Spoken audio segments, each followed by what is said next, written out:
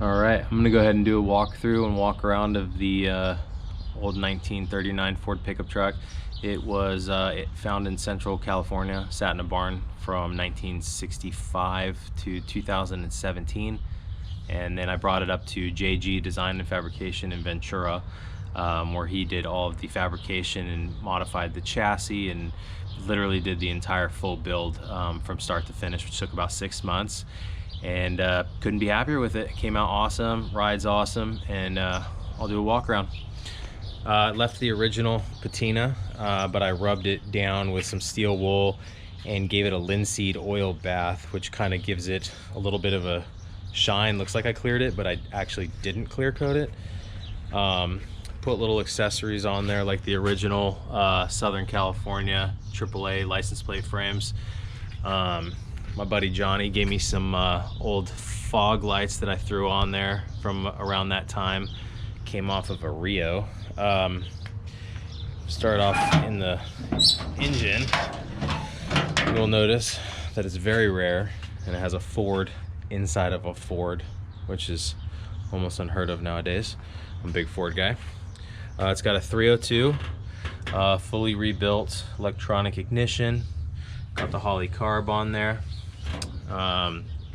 And runs like a champ. I got a independent Mustang 2 clip. I think it was a Heights Mustang 2 clip that I'm pretty sure JG modified to get it to lay as low as I wanted it to. It's got power rack and pinion steering, and yeah, man, this thing cruises. Total cruiser, freeway, 70 miles an hour, no problem.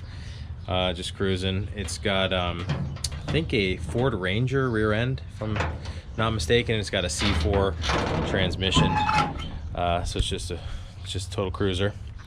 On the outside, I just threw some old roadside kerosene flares right there. Got my club plaque right there. Check it out. My buddy in Indiana, Dave, had a family barn from the 1800s, and he actually was tearing it down, so he sent me some wood. Went ahead and threw a quick bed in there. JG modified the entire chassis, everything. I got all my air ride equipment back here, full parallel 4-link, you know, bags, everything. It rides totally awesome. Back here, just put some marble reflectors. Got the brass stoplight. This was weird.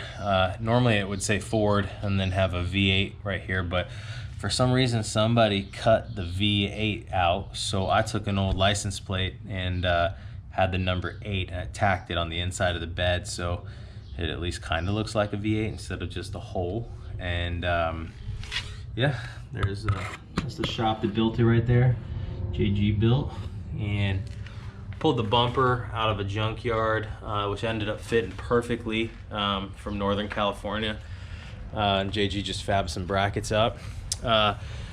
This right here is interesting. The fender apparently got snagged. This truck was on a farm in outside of Fresno, Bakersfield area, and I guess it tore the fender all the way across, and the guy decided to take fence wire and literally Frankenstein stitch this thing all the way around. I thought it was awesome, so I just left it. Put some other period correct accessories. We got the Ford spare tire lock and key, and also the Ford padlock right here. And let's see, got the old school air conditioning crank out windshield, and then this one for the feet right here, which actually really helps, to be honest. Let's go on the inside. All right, inside, tried to keep it kind of old school feeling. Got the bench seat kind of just to match the rust on the door panels, which I actually thought looked cool, so I just picked a vinyl out that looked good. Got the carpet in here, then I put my, it's got full AccuAir with E-level controls, which rides awesome. Got a little fire extinguisher here. Got the old vacuum fan, and let's see, This right here is pretty cool. This is a Ford rearview mirror from the 40s, and it has a clock in it. So I threw that in there, and got the old brass fire extinguisher there.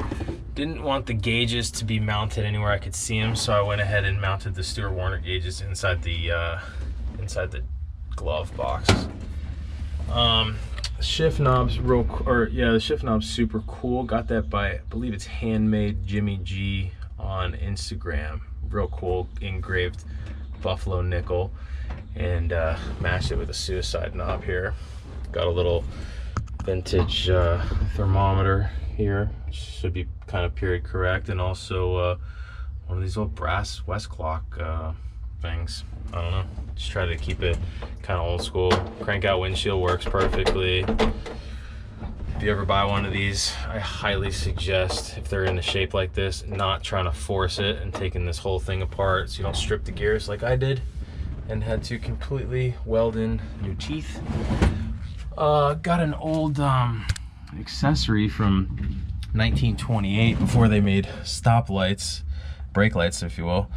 This is a police officer.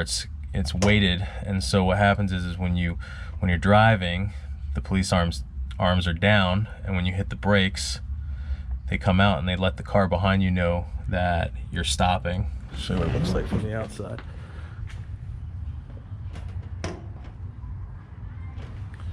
Pretty cool little piece there. And yeah, that's pretty much the car right here, the truck. Got it laid out. Lays pretty much rocker. I got a little bit of space left just because in case I ever blow a tire or something, I'm not a, sliding paperweight. Real quick in here, just picked up this sweet 40 Merc convertible. Wasn't really planning on it, but this thing was too sweet to pass up, and the price was right. Ford guy for life. It's the inside. This thing's pretty cool. Flathead, 6-volt, all original, everything. Super old school. Not doing anything to this one except driving it and enjoying it. And this one's almost done. That's my dream car that I'm picking up in a couple months. Another 40 Merc that's all chopped up. And yeah, that's it. This is the old Barn Find 39, built by JG. Run, drive like a dream. Wouldn't change a thing. The only thing I get annoyed at is having people ask me what color I'm painting it and when I'm gonna finish it, because it's done. I'm not changing anything. I'm not painting anything. I wanted it ugly. Can't scratch it. It's perfect. All right, cool. Hope you enjoyed it.